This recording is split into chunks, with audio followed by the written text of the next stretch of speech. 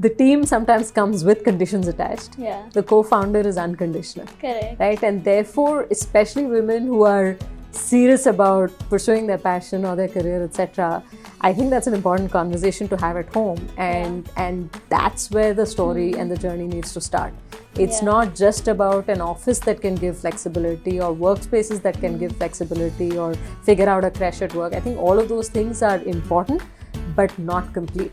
Yeah. The conversation needs to start at home. Path to profitability is important because we just believe we need to build organizations that are enduring in a way that at some point soon enough, once they hit that break even or have visibility, fundraising becomes a choice as against an obligation to make sure you have runway. Right? So a lot of our companies, even if there's a tough market, can comfortably manage for another 12 months or 18 months. They just have to calibrate the pace of growth. Correct. Being obsessed with what you want to do. Right? It becomes larger than life. Right? Second is risk-taking appetite. Right? Because very often you don't have perfect answers and you have to back your instincts and take those calls.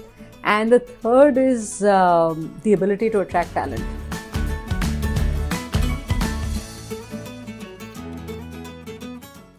Thanks a lot, Jyotsna, for being here with us. It's a pleasure to have you because we're going to be discussing about a topic that's very sensitive to all of us, which is why is there lesser women representation at the top? And you being at one of the leadership positions, it's important that we cover your story and know about your journey so that more and more other women who would want to get into this get inspired with your journey, or maybe learn from the mistakes you made or learn from your own instances that you've had in your life.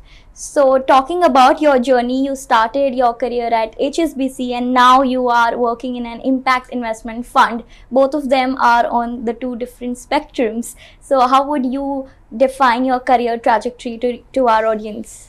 To be able to explain that context, and thanks for having me over today, but to be able to explain that context, I'll have to go back a little bit in my journey.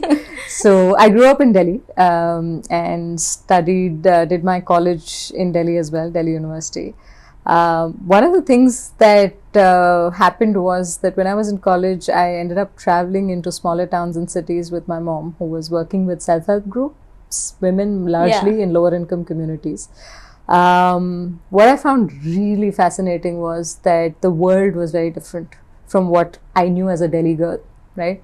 As a Delhi girl, I had issues with some things. There was a little shake-up within the family.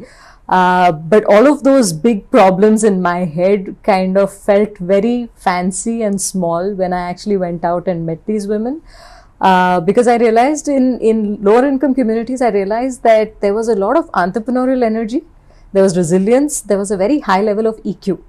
And somehow that smile on those faces, despite the fact that they had very limited resources, inspired me to such an extent that I became a huge fan of that segment. Right? So in some sense, my world shifted when I made those trips. Correct. It's a memory that I will say has stayed on, and therefore when I was post MBA, you write your SOPs, 5-year plans, etc. You're supposed to. Not that I had any grand vision, but I remember writing that for 5 years I'll work with the corporate sector and then figure out something more development oriented, right? So that was my high level thesis then. When I joined HSBC, it was interesting because through the 7-8 years that I spent with HSBC on the retail financial services side, I ended up doing multiple roles. Started managing wealth for HNIs, spent a couple of years leading the learning and development vertical for the wealth channel of HSBC across India and 6 other countries. I did my CFA in between. Somewhere sales got a little boring, so I needed something that was intellectually stimulating, so decided to pursue CFA.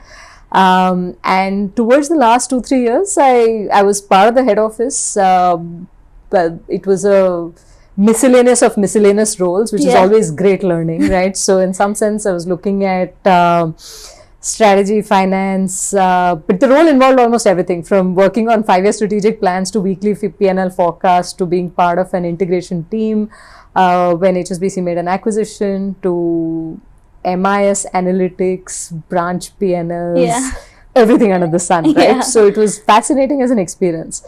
But exciting as it was, as I turned 30, I was beginning to wonder as to what was so great about what I was doing. In the sense, it was one of those moments where I asked myself, saying, so what? Like, I'm doing this, I may do better. Not even what next, it was like, so what? I mean, so what if I'm doing all of this and now what? Right? What difference is it making? Yeah. And at that point, it was my husband who was like, why don't you just think about what you really want to do in life, right? And at that point, when I paused, I really went back to what gave me real happiness and what inspired me the most, which was some of those trips back then in my college days. And I was like, if I were to move to another bank or another consulting firm, I would just move from one air-conditioned office to another. So I was like, let me try and do zero-based thinking, right? So that's when I spoke to my parents, and they were like, you can't just say, I want to do something in the development space. That's like saying, I want to join the corporate sector. It's too big. You need to narrow it down to what you want to do. So as I thought about it, I really enjoyed the execution and the adrenaline rush of the corporate environment in some sense, right? I was good at what I did. And so that was something I didn't want to change. I considered non-profit options, organizations, etc. But again, I wasn't sure. I mean, I was clear I wanted a base level comp. I did want to think about where my skills would be used the most. I didn't want to go in with 7-8 years experience and have someone with 30 years experience and kind of get into a zone where I needed more pay and something about it didn't feel right. So I felt instinctively that a more commercial option was what I wanted to pursue. But I was clear I wanted to stay focused on that customer segment, right? That market was what gave me the energy and inspiration. So you put retail financial services along with that customer segment, you get microfinance. Back in 2011, microfinance was going through a massive crisis. And so I spoke to a couple of people. They said, you're crazy, but irrespective, we'll make introductions. So that's how I got introduced to Why would they say you're crazy? Well, because it's not normal to try and join something which is reeling under crisis, right? They're like, most logical decisions would say, wait, watch, all of that. But honestly, to my mind, we're talking about a few 100 million customers. Nothing was going to wipe them out. And I knew that segment was something I was passionate about. So I got introduced to Sandeep at Elevar, who was one of the founders. And how did that happen? Well, I just reached out to somebody and I broadly painted the picture of what I wanted to do. So he made 3 introductions, one of which was Sandeep. The 2 others, one of the conversations lasted 5 minutes. Another one ended with a lunch meeting where they advised that maybe you should join HSBC's CSR division, which wasn't my idea of change, right? So, and then finally, when I met Sandeep, there was something that resonated about how Elevar was approaching the customer segment. For me, I knew there was massive potential. I knew there was a market that was very willing to pay, was very willing to grow, was excited about, was positive about life. And I hadn't heard or seen anybody working with that segment. Right? Like if you talk to a bank, they would believe that you can't lend to that segment. You talk to healthcare, education. It wasn't seen as a segment that was ready for business. Right? But that wasn't my experience when I went and met them on the ground, right? They were all ready for business. And so somewhere there was a massive gap. And to me, Elevar was a firm that was willing to invest money to do business with this customer segment and treat them as equals with respect, right? And that's what I really fell in love with at that point. Got it. But were there any other impact investment funds at that point in time which you discovered? There were a few, but this is where I felt instinctive alignment on the customer thesis, and also secondly, the profile of founders we were backing were very seasoned people. Right, so for me that also made sense because it's a large market which you need to scale to create impact. For which you need a certain amount of execution experience and you energy. had that. So, well, I had seen what went well and what didn't, etc. So I had some understanding of it, and I liked the profile of founders we were backing back then. But let me take a step back. You said that while you were approaching your 30s, your husband told you that why don't you do something that you love now? So were you not liking what you were doing earlier? See, I'm generally a positive person, Yeah. and I find something to like about what I do, right? But very often, sometimes you would end up going into spaces where you would come back and not know what the broader purpose is, right? That's it. So I enjoyed whatever I did. I loved my experience at HSBC. Yeah. Each one of them was fundamentally different from the other.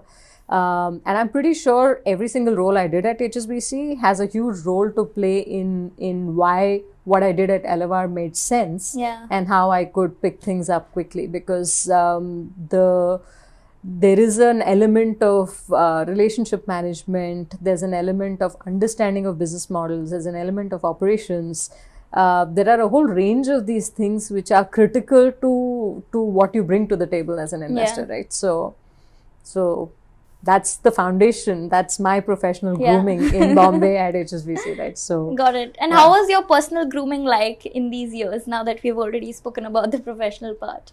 Personal grooming was, well, every phase of life is different. Yeah. At some level, your 20s into 30 was a phase when I think, at least back then, I was still figuring out life, in the sense, while you're excited about everything you pick up, you're very focused on the now and here. I got married in that phase. I guess there is an element of just about figuring out your career and things like that, right? So it was also a good decade that I spent in Bombay. So I thoroughly enjoyed that phase. But you know, in this time at least, people are very impatient, especially in our generation of 25, 20 years is also. They think that what have they done in their life? In fact, that their life hasn't even been started. I'll take my example. I feel like, what have I even done? I don't know what I'm doing. But you're saying that 20s to 30s phase is the phase of figuring out. So is it normalized for people to yet be figuring out after 25 if they are not settled with what they would want to do? You know, one of the things that I strongly believe in is that you should just embrace every phase of life, right? There is no complete figuring out of life. Yeah. Like, as I've turned 40, I'm very excited about the next phase, which is very different from what my 30 to 40 was as well. Yeah. I mean, for me, it's been 10-year phases in some sense, but that could be anything. So I don't think there's anything right or wrong. The question is, are you giving something time, right?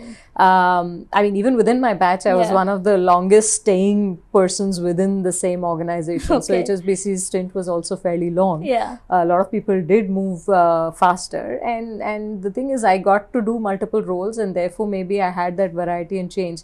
But in most roles, I would say the initial phase, whether it's, I would say, at least a year or so, you're still figuring out what to learn so that you can deliver on it, right? Yeah. And so if something is very short-lived, my experience is you don't get to taste the depth of something. Correct. Right? And therefore it ends up being a little bit more superficial.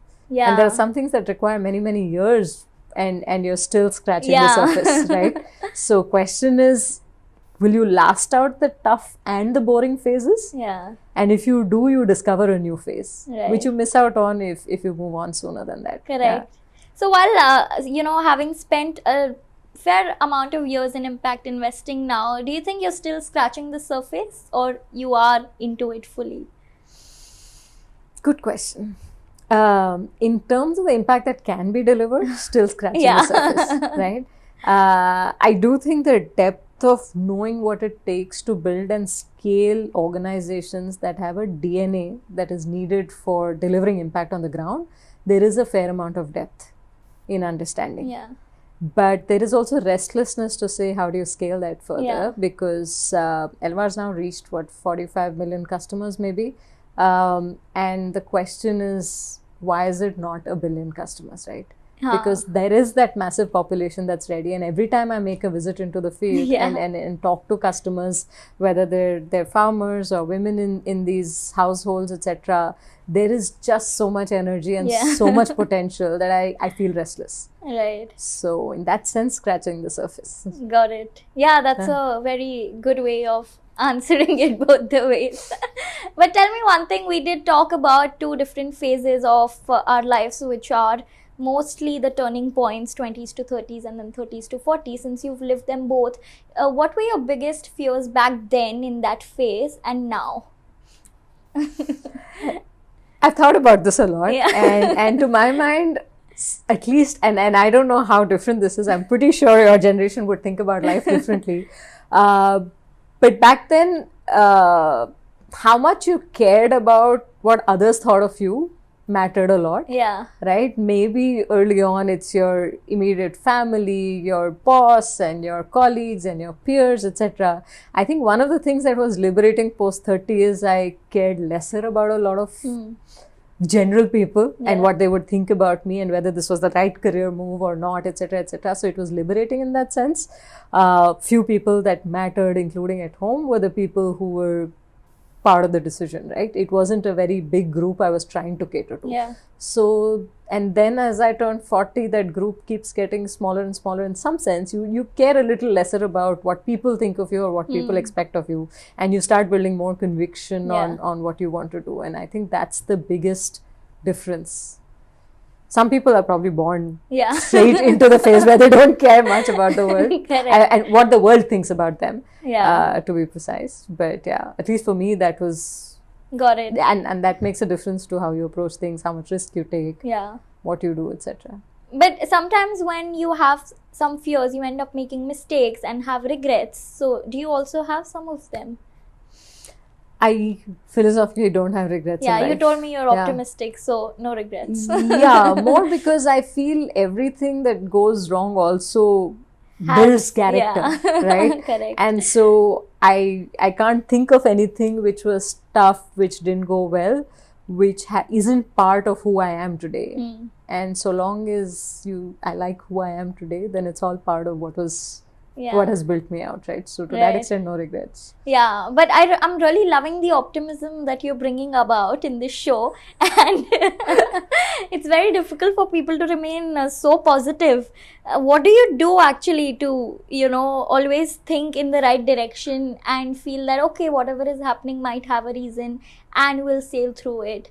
What advice would you like to give, suppose maybe to a 20-year-old who's so confused in their life and so restless and don't know what to do next? How can they build some patience and peace? Well, I do have some personal frameworks that have worked for me. One of the things is I tend to think about whether that incident, if after 10 years I'm going to look back and think about it, is it still going to feel that big? Some things feel very big in the moment. But 10 years later, it's going to be okay. Correct. Right? So sometimes just zooming back and thinking about it helps. In that moment, it helps me. Yeah. Secondly, I think we all need to find that thing that inspires us, right? And makes us feel happy. I mean, I actually found that happiness in this customer segment or this market that I'm talking about, because I drew a lot of inspiration from them.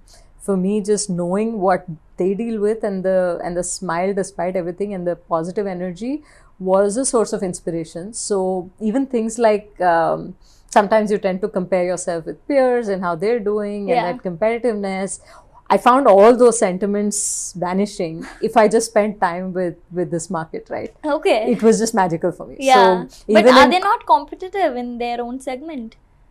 They would be, but it's just good energy. Okay. So I'm drawn to good energy, and that's all. Good conversations, good energy, Right. and I'm a little designation status blind in that Correct. sense. So it doesn't matter if I'm talking to a CEO or to this lady driver I was riding with today. In fact, yeah. Why don't inspired. you? Yeah, I know you. So, You mentioned about that before we started this chat. So why don't you tell our audience also as to what instance did you come across today while driving with a lady driver? So this lady's been driving for the last 11 years, and it's unconventional in general. There are very few women who are chauffeurs and are working with agencies to drive people around. So the moment I got into the car, I started chatting with her on how her experience has been given the 11 years, right? And of course, she was honest in saying that it was not an easy start. And that very often in the sense, right up front, she faced a lot of disrespect from other drivers on the road, and people would speak rudely to her, etc. Even though her organization was very supportive and was a good, safe place to work. And then she said over time, she realized she shouldn't let that beat her confidence down, and she would just talk back, and that just fixed everything. So she's like, she just said I had to become like them, and she said बाहर से तो किसी कुछ नहीं बदला है, पर in her head she had changed her she had freed up her head of the narrative. She said मुझे भी उनकी तरह बनना था, मैं बन गई, सीधे सीधे जवाब दे देती थी. So then she said I'm happy. So in some sense that's something that holds for all of us, right? There is so much that we think about what others think about us, and we let the world bring down our confidence levels. If she has the ability to just fight back against the general prejudice and the bias against women drivers on the road, then I think each one of us can, right? That's all women it took to sitting under air conditioners definitely should. I think she's an amazing role model for me, and so that's what makes me feel good. Right? It makes life a very easier. Interesting story. Yeah. Any other story that you would like to share when you had visited on the field and had a chat with any of these customers? Actually, I have lots of field stories, so we would need like a few hours to talk about that, because each one of them, what I like is the sense of equality I feel when I'm on these visits. There was one incident which is a little amusing in my head, but we were visiting this place called Jamui in Bihar, and we were trying to understand patterns of how mobile and data etc. was consumed in more media gray areas, right? So we were on one of those trips, and the car got stuck in a jam. Well, it was a single lane, and some truck tire was caught up or whatever, and so we all got into one of these jugaad vehicles. I don't know if you've seen these two-wheelers converted into a carrier, right? So each market has a version of it. So they're hacks for transportation. So it started with 4 people in it. Then as more and more people got onto it, eventually we must have been 15 or 20 people on it. Okay. You could have walked faster than riding that vehicle, but that was the only way anybody could get out of the jam. So there's this lady sitting next to me, and we got chatting, and she was trying to understand my work and what was sharing what she does, etc. And at some point I said, I can't travel too long because I need to get back home and I have a child and stuff like that. So she actually laughed and said, आपकी जिंदगी में भी ऐसी constraints है type, right? So in a way, it was her way of saying, after all this education, you're still stuck with the same problems that I'm stuck with at home, or you still have the same constraints, etc. Your life is no different from mine, which is so amazing because it's the truth. At some level, it's an equalizer, right? If you can think that you've studied and you've gone to a fancy college and you have some title, etc., but the reality is some aspects about life are the same across the board. So, that brings me on to the next question, actually, which I was going to ask you, that is MBA really important to get into a VC fund? I can't answer for all VC funds because sometimes there may be firms that are focused on a certain profile, etc. See, one of the things about investing is, at least that's my viewpoint, because I feel to be a good investor, you need to have a very strong worldview.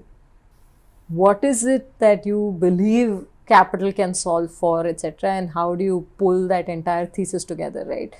I don't think that worldview comes from doing an MBA, right? An MBA per se, I mean, fortunately, unfortunately, a lot of the programs and the graduate level programs in India don't focus a lot on personality building or networking and things like that, right? I think colleges are getting better today in the kind of internship assignments. Like what I did when I was at SRCC was I went out and did all kinds of summer jobs, which were useful because just interacting, trying to do telecalling, sales, etc., just completes your personality in some sense. And so you become a much more well-rounded person. You know what it's like to not meet sales targets. You know what it's like to be under pressure. You know what it's like to deliver on commitments, or turn up, what it takes to earn money. You learn a lot of life skills in the process. I think colleges are getting better now, but in the absence of graduation programs that can deliver that to you, sometimes MBAs are useful just to complete that side of learning, right? So what you do at an MBA school is largely you learn how to learn, right, with little information and diversity, and you learn how to get along and work with all kinds of diverse people, right? And so those are the skills that you end up picking, and it builds some networks, right? So it depends on why you want to do an MBA, really.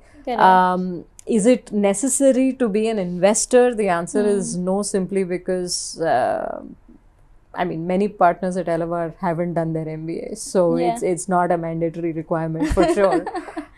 It's not what has been required at Elevar, because for us the customer thesis is the driving factor. If you have a worldview on how to invest capital or move capital to address this customer segment, that's what matters a lot more than an MBA. Got it. Yeah, I mean, Brookfield also has this thesis called PhD. And they said that we don't want to hire the PhD or the MBAs because they come with their own chip on the shoulder, but they want to hire somebody who is, very hungry to learn and desperate to learn and is very passionate. So that's how passionate, hungry, desperate PhD is what they call.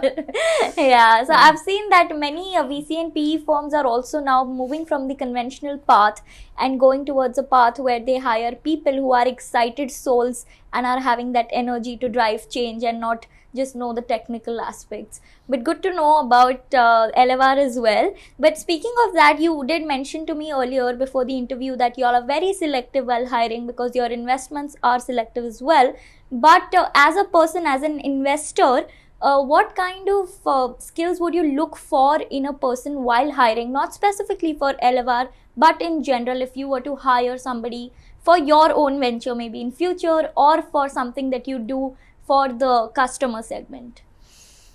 There's some skill sets which probably run across the board, right? I think the point on passion translates to a lot of different things. For example, the curiosity and the willingness to invest in your own learning and growth is a very, very big factor. I have observed over the years that sometimes that drive is very often external and not internal in nature. And at least in an entrepreneurial environment, that doesn't work that well. In the sense, this is not about somebody praising you during a huddle or getting recognized on a weekly basis on something. It's about, are you taking yourself seriously? Are you willing to invest in your own growth? What are you doing to grow becomes the most important question, right? So attitude wise, that's a big part of big factor that drives selection of people. It is required for a person to be very, very strong analytically, because ultimately numbers are important. You're dealing with somebody else's money, which a lot of people don't fully appreciate what the fiduciary responsibility of an investor is, because you're not investing your own money. You're actually handling somebody else's money, and there's a responsibility towards that. Very often you're dealing with somebody's retirement funds, and therefore you have to be responsible. So it's critical that people who are in the space can be sharp on numbers, right? We're dealing with, we have to be able to be great with mental math, and so some of those things we try and screen for when we're recruiting people. Not because it's just because it's hygiene. It's required it's a professional requirement, right? So you can't say it's like it's technical and there's a high bar, etc. But the bar is high for a reason. Personally, I feel the human dimension and the ability to build relationships, to have humility, learn from relationships is a very critical factor. Now, I won't comment on all investing outlets, but as far as Elevar is concerned, that humility is important because we're backing very seasoned entrepreneurs. And I personally feel that just because you're representing pools of capital does not in itself give you a seat at the table. I think it's a good attitude to have that you want to build your own brand, a personal brand, right? If everyone's focused on building a personal brand and not just flashing the funds brand, growth and learning will be a lot better. Relationships with founders will be a lot better, and the focus on learning will be a lot higher. And I think when you focus on your personal brands, that's where you develop your own personality. Otherwise, it's just the brand's personality that you're developing, and nobody wants to interact with the brand. It's just a very immaterial thing. People want to talk to personalities, people in general. But I also read an interesting article you wrote for your story on the co-CEO approach, we were anyway speaking about this fact that why are there lesser women representation at the leadership level, and I was very curious to know that you have a slightly different take on this, and love the jargon that you have used that there should be a co-CEO approach. So why don't you tell us a little bit on that and your thoughts? Sure. It's stemming from the observation that Elevar is a very diverse firm, in the sense we are actually majority women as far as firm ownership is concerned. The partners of the firm, directors. So at the senior most levels, we're majority women, right? As a firm. So by definition, we're diverse without any special policies or initiatives being taken. The thing is, I realized there are a lot of great women candidates I've met at the entry level. But there's a big drop off once people come into the VP level stage. And that's something that you probably observe in statistics across the board. And that's not to do with an environment at work alone, because I brought my baby to work a few months into having a child, right? And was working. There's lots of flexibility at our end.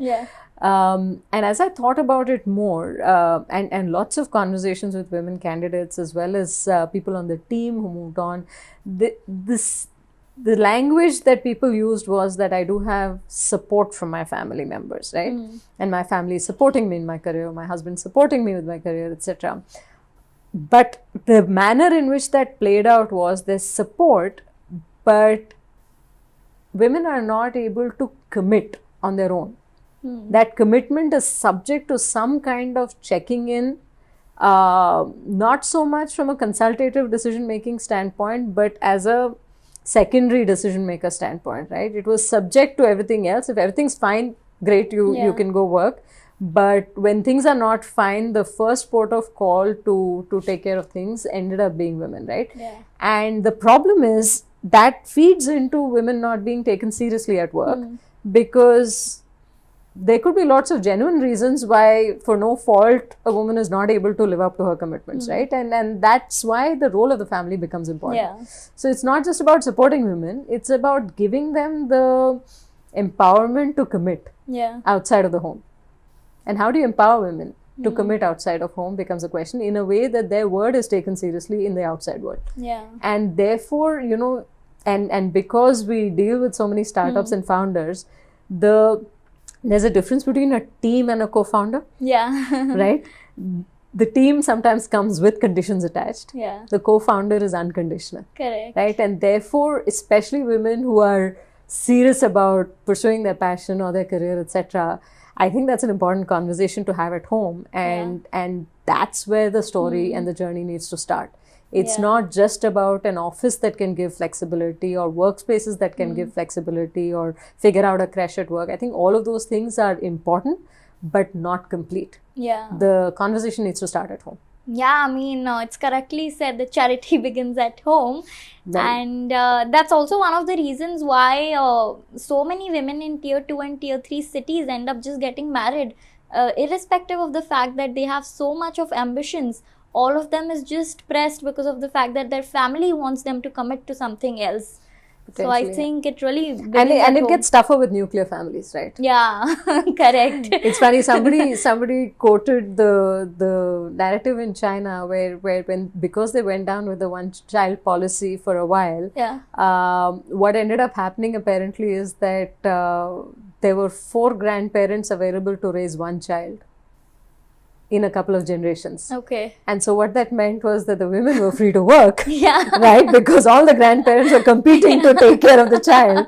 And I was like, so somebody, when I was on one of these panels, someone mentioned this, and I was like, this is fascinating, because it's true, right? As long as there is a broader ecosystem to, especially to raise kids, etc., I think there is a lot more liberty that women will have to pursue their careers. And I think there is a little bit of that conversation that needs to happen more vocally. Correct. And not just look at workplaces. But speaking about family, how supportive has your own family been, and how have they shaped some of your decisions throughout life? Well, my mother's always been entrepreneurial. Yeah. right? In fact, both my parents ended up doing something in the context of development work. My dad also started consulting with a lot of non-profits and donor agencies, etc. So there has been that exposure that was there early on in terms of the space. But I've drawn a lot of inspiration from how entrepreneurial my mom has been. Yeah. She hibernated from her career for a couple of decades and then restarted on her own. And I've seen her, right? And we've both kind of pushed each other to do what we had to do. So in some sense, I grew up, and as I started working, in my head, there wasn't much difference between whether I was a daughter or a son, and therefore the mindset was different. As I grew up, and like I said, I think as I was 30, there was a push from my husband to say, why don't you forget about compensation? Why don't you forget about anything? Just go back to the drawing board and think about what you want to do. In fact, he was the one who even pushed me to do my CFA, saying that you may be wasting your time and you should do something more and stuff like that, right? So I think those are important factors. But it's not the simplest of all, right? I can paint a very simple picture, but everybody's life is a little messy. All relationships are a little messy, and it goes through phases, right? I think if anybody within a family commits to something really large, it requires the entire family to gather forces around it. And that's not an easy journey. It's lots of conversations. It's lots of figuring out how we're all going to deal with stuff.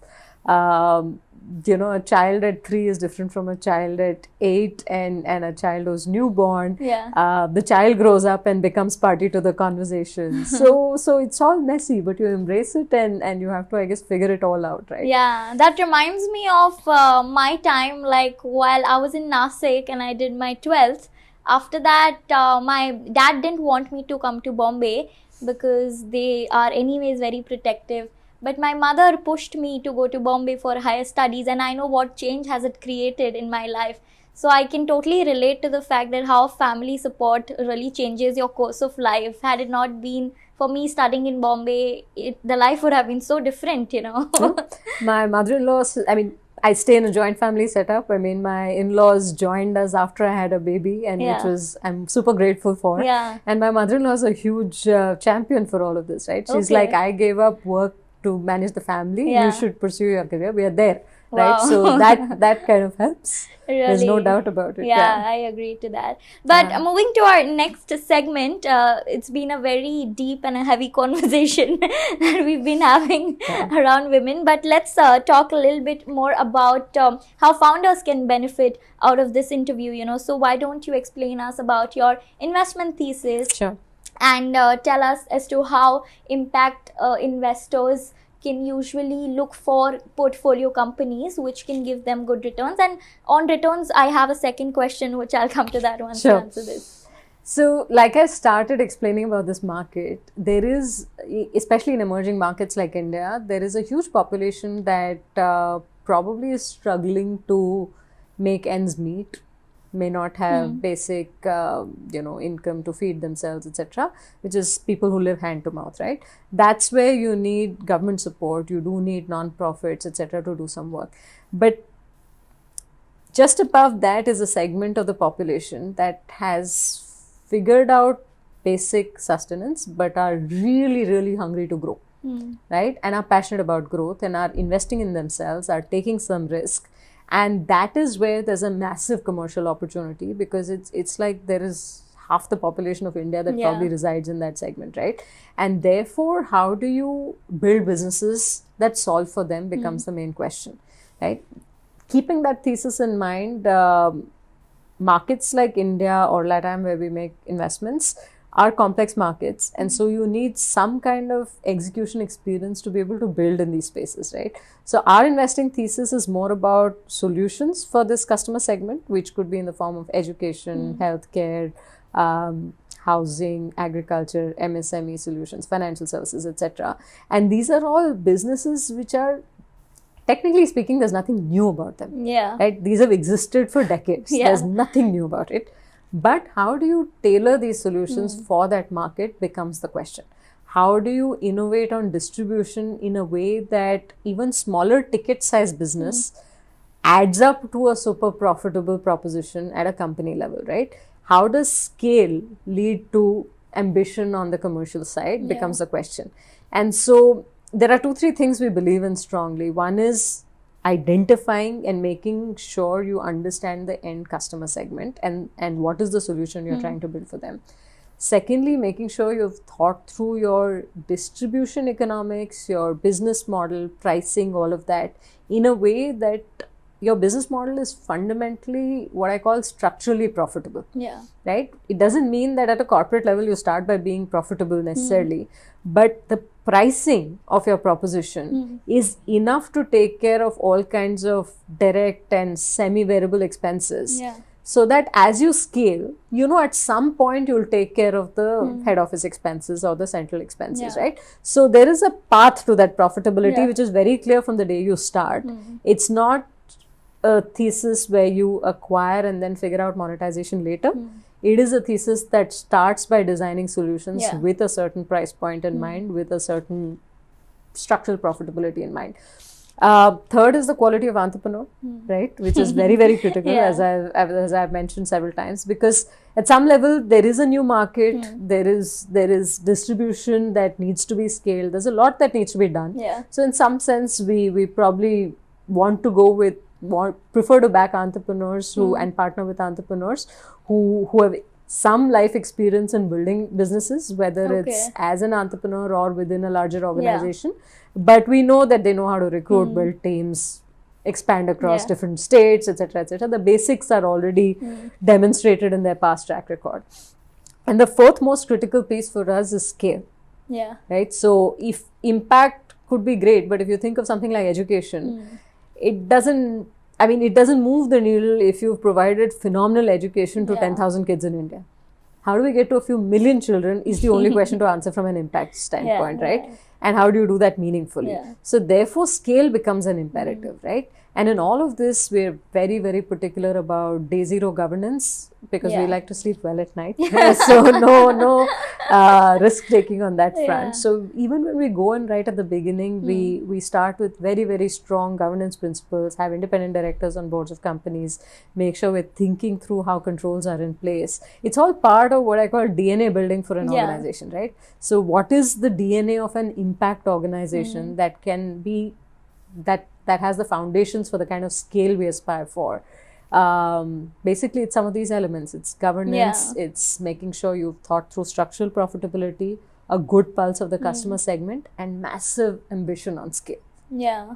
Any of these being missing is not good enough for an impact organization. Right.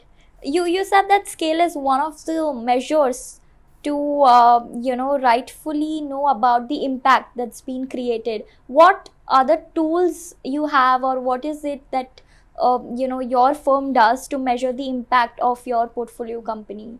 Are there any ESG compliance tools? So it's a good question. So ESG is something that we are focused on overall, especially on the social and governance dimension, making sure you're not hurting the environment. Yeah. So I think ESG is also something which is spoken about a lot. But one is ESG compliance, the other is what are you focused on, right? So I don't think a single company typically would look at ESG as their entire strategy. It's typically either environmental or social in their bias. I think our bias is on the social side and with making sure that the environmental factors are taken care of. But on impact itself, on the social side, we look at 3 very simple metrics. Yeah. And this is something that has stood the test of more than a decade. Okay. So I'm pretty clear about these and it keeps life simple also. Philosophically, we don't believe in assigning impact metrics that are different from business metrics because impact should not be artificially layered on to what a business does. Correct. It's either core to it or it's not, right? So if it's core to it, it's something that a CEO would want to track regularly irrespective. So thinking about that, what are the 3 metrics or 3 groups of metrics we really look at? One is what is the community metric, which means what is the customer segment that the business is targeting. So you could have definitions. If you're talking about education, you talk about what is the fee level of an affordable private school, right? Or if it's a smallholder farmer, what's the typical size of holding? Or if it's lending, then, for example, how many thin file customers are you lending to? So something that tells us that we're targeting the right customer segment, which does not have as much access or as easy access as others would. Second metric is a business model metric, which is kind of a proxy for customer satisfaction. How many repeat business customers do you have? How many are increasing their, how many are coming through word of mouth referral, right? So something that tells you that your business model is something that the end customer is happy with. Yeah. So you have a happy customer with what you're giving them, and you have the right customer segment. And then you layer all the third metric, which is scale. Right. The beauty about these three metrics is any two of them and you've not delivered impact. Yeah. You have to have all three, right? So if you have the right customer segment, very happy with what you're delivering to them, haven't scaled, no impact. Yeah. Right? You have the right customer segment, you've scaled, but the customer's not happy, not impact enough, right? Not enough impact. Yeah. And then you have a happy customer and you scaled, but it's not your customer segment. You've ended up serving higher income customers, etc. It's still not impact. Correct. So you can't afford to let go of any one of the three, but the three coming together ensures there's no doubt about the impact you're creating. It's like a triangular balance that you need to keep in check. But speaking of this, how many women-led businesses approach you? We do on occasion see it, but it goes back to my point, right? On where women drop off in their career. Yeah. Becoming an entrepreneur is the ultimate commitment to your career, right? And so it's not that I can't say that half the businesses coming to us are women-led, etc., etc. I can't say that. Yeah. That's the reality. Having said that, everything we do on impact is focused on women in the mass market community, right? In the sense that if you think of education as a thesis, it's the woman in the household who drives the decision on the spends on education. If you think of financial services, microfinance has been a big driver of inclusion, and that whole journey was women-led. If you look at small businesses, especially in rural areas, you will find the woman in the house to be actively involved in the economic activity of the household, in whatever business, shops, etc. that they run, right? Dairy, all of those. You think of agriculture, women are a huge part of the actual labor on the ground and involvement in fields. Yeah. So if you look at a lot of our thesis, women are very, very central to the work we do. Yeah. So hopefully we'll see more and more senior management and women founders, and of course our board representation always has women. And so we do ensure all of those things, but there's still a long way to go. Right. Yeah. But speaking of the fewer who approach you as founders, what difference do you observe in them while they pitch you for a segment like this as opposed to a male founder? Do you think that they're more empathetic while they're explaining about it? I wish I had a nice glorious answer, but I wouldn't make that differentiation. Okay. You know, people who care about this segment, it's just gender that agnostic, matters. I would say. It's either people understand and are passionate about the segment or they're not. There are authentic men and authentic women. That's it. Yeah. I wouldn't attribute gender to that. Yeah.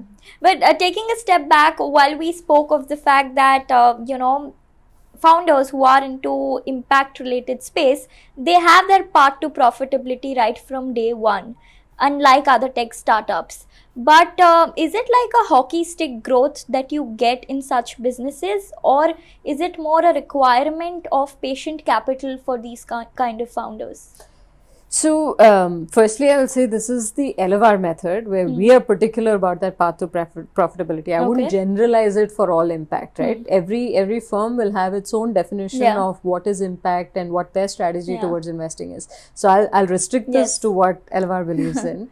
Path to profitability is important because we just believe we need to build organizations that are enduring in a way that at some point soon enough, once they hit that break even or have visibility, fundraising becomes a choice as against an obligation to make sure you have runway, right? So a lot of our companies, even if there's a tough market, can comfortably manage for another 12 months or 18 Yeah. months. They just have to calibrate the pace of growth. Correct. So that's the confidence they build, and Yeah. therefore they're always around for the customers they commit to.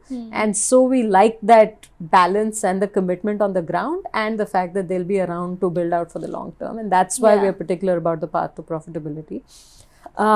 Is it a hockey stick growth? Not really. It's a little bit more of an ice hockey stick growth, right? Which means you spend a little bit of Yeah. the initial phase in making sure that the foundations are strong Yeah. in terms of systems, in terms of governance, in terms of institution building, in terms of distribution economics.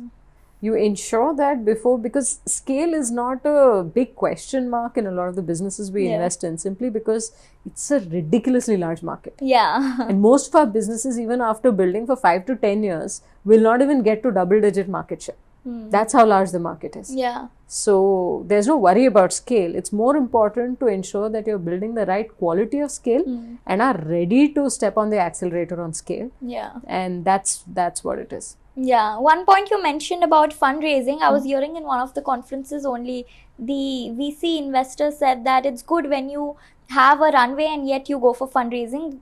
Investors are also confident and happy to put money in, but don't wait for the end, end pothole to come in for you to raise the funds. Yeah.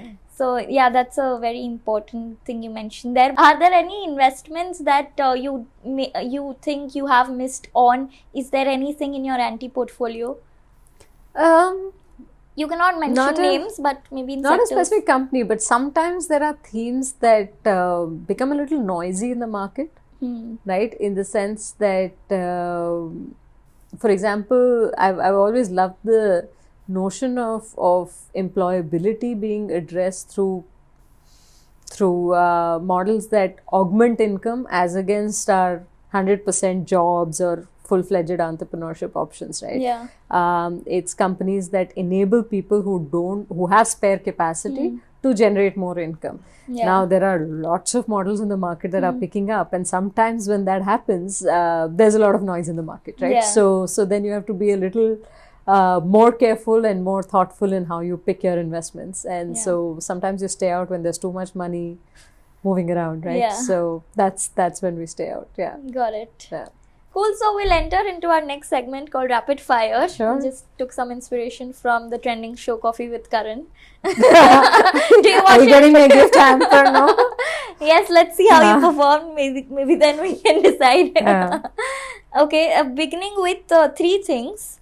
3 things you need to be as an Elevarian. Elevarian. Okay. Elevarian, yeah.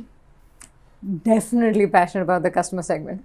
No question of that. That's very comfortable with strong personalities and tough conversations in a way that you can find your conviction in the middle of it.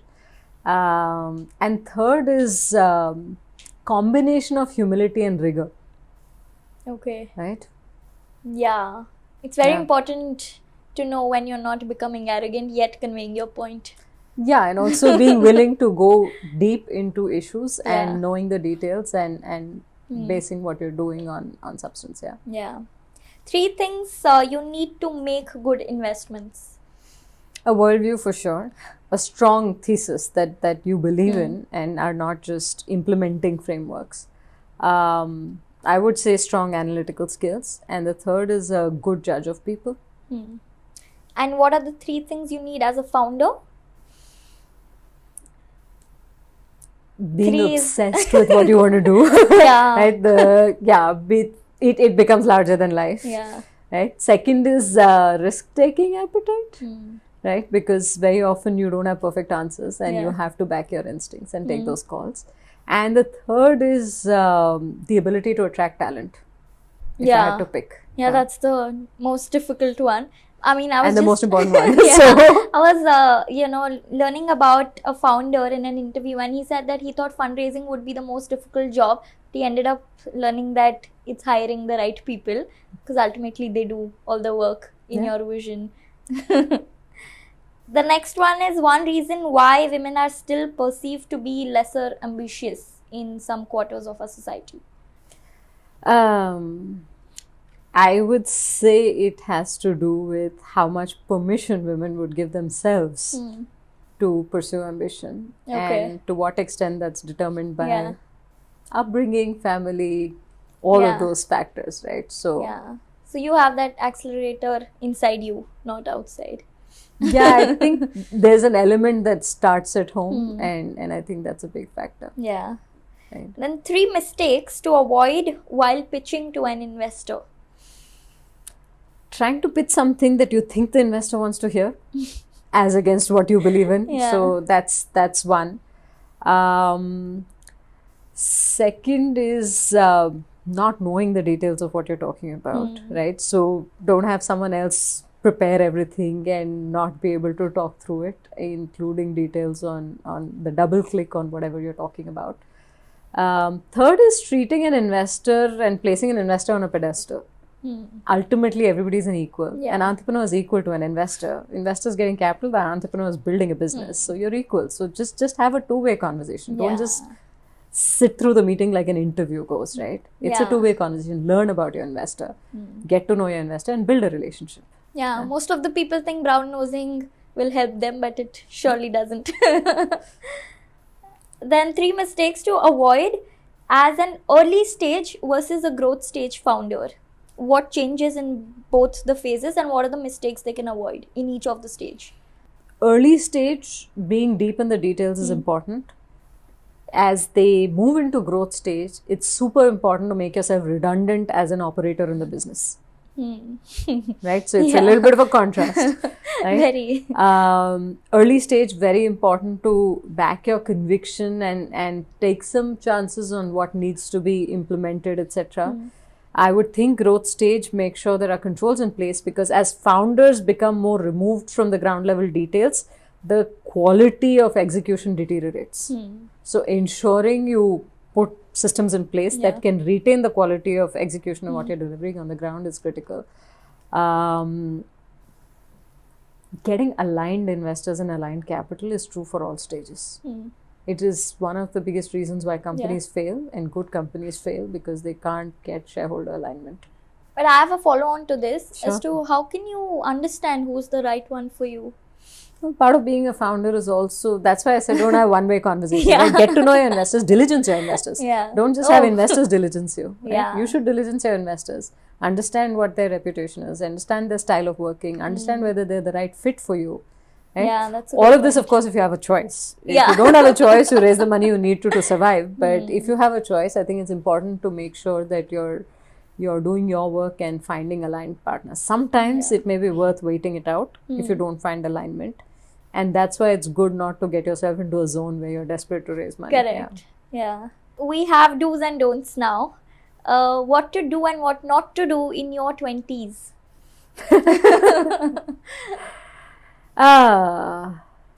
What to do is to be open to spending some time on things. That's my recommendation, at least. Not to judge too fast, because today a lot of information is available online and you think you know things, but you know what you've read, and therefore you've not yet experienced things. And so to give things some time, because what feels obvious may change if you've given it more months and more years, and not to just judge the book of life by its cover. Yeah, I mean, you should know what you know, and you should also know what you don't know. Yeah, and give it time, right? So that's the important piece, I would say.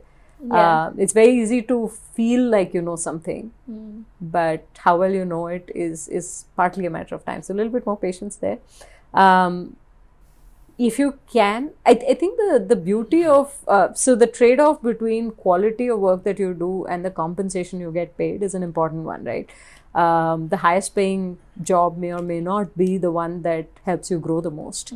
To be able to make some of those choices, and I come across this a lot, people, it's not turning out to be a rapid fire, but anyway, people tend to go with what feels like progress as determined by the compensation, but try and pick roles that will groom you and shape you the most. And the easiest way to do that is reduce your dependence on compensation. Compensation is based on your lifestyle choices. Right? If you don't have much needs, you have all the luxury in the world to pursue whatever ambition you want to pursue. Right? So that's the trick to being able to pursue massive growth. Correct. It's like when I joined Elevar, I was comfortable saying that I'm happy to not target the same pay or get a pay hike and all of that. And that helps you make the whole conversation more attractive. Yeah. And then bet on yourself to say that I'll get to the comp that I need to once I'm delivering, right? As long as you have confidence in yourself, you can do that. Yeah, in an interview only I was hearing that there are 10 clubs that you would want to enter in your life. $10 million, $100 million and $1 billion. Basis that you make your choice and be clear and be happy with whatever choices you make then. I don't know about those clubs. I think you should be proud of whatever your measure of success is. Yeah. If you've chosen to be a great baker, there is nothing wrong about it. Yeah. The woman I spoke about, that's equally honorable. I think you Correct. should be proud of your choices in life. Yeah. Yeah.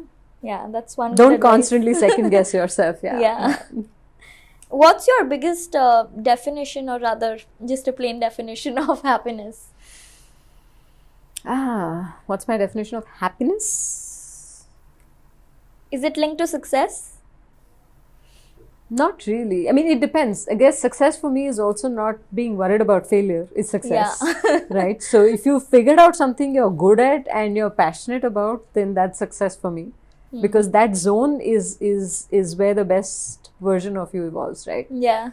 So I know your happiness is around the customer segment, but does that define you being happy? not only, it's one of the things that define me. Good music makes me happy, right? Lots of things make me happy. So no, it's not just that. What kind of music choices do you have? It depends. Different types of music teleports me into a different zone altogether. So I could listen to a different. Yeah, but do you know, there's a big question around this fact that should you listen to music while working? Is it distractive or does it help you focus? What is it? I used to listen to a lot of instrumental Yanni music while doing math growing up. It worked very well for me. Different types of music. I write very well when I listen to music. Yeah. So for me, music determines my mood and the outcome of what I'm working on. Yeah. So yeah. Got it. Then this question where I'm going to be asking you about the fact that what you learned from mistakes, but I just wanted to give a preview of this, that, you know, by many success stories, and in fact you individually being successful really helps you get that feeling of inspiration, or you inspire other people, but it's only the failure that helps you get a deep perspective into actually what went wrong. So why don't you share some of that perspective of yours where something went wrong or you learned from your mistakes? I'm trying to think of whether there's one big mistake or anything like that, and that's a tougher one. But I think the piece that has helped the most is I used to worry a lot about not making mistakes, right? And to secure that something goes right causes a lot more stress. Yeah. And I used to think of what's the definition of a confident person. A confident person is not somebody who gets things right all the time. A confident person is somebody who's comfortable getting things wrong. Yeah. Right? Or making mistakes or failing, right? That's what confidence is about. And I think that confidence is required. Overconfidence is avoidable, but confidence is required to be able to back yourself. And I do think I've spent several years of my life not being confident because I was so fussed about getting things right. It's overrated. Yeah. It's very paradoxical also in nature. But I wouldn't say it's a generic advice, because sometimes there are people who are overconfident and who wouldn't deliver quality, and that's not what I'm referring to. I am referring to doing your very best and then being willing to accept the outcome of that and being willing to own the outcome of that, right? Lastly, what is that one thing that you are really grateful of? I'm really grateful about the fact that I've managed to pull a lot of things together, right, in terms of what I love doing and what I'm good at doing. I think I'm really grateful for that, and I'm grateful for how things shape up with people around me, including the family. I'm glad my family is around me. So those things I like and I'm grateful for. I think there's a lot that I have which many people don't, and so I'm grateful about most of those things. Yeah, the clarity of thought is a tough nut to crack, which definitely one should be grateful for. Many people don't have that blessing. Yeah. But yeah, this brings us to the end of the interview. Really loved listening to you, your journey. I'm sure our audience would also love hearing your thoughts as an investor, as a person in her 20s, then 30s, and now. And I'd like to just thank you again for being on our show. No, thanks a lot.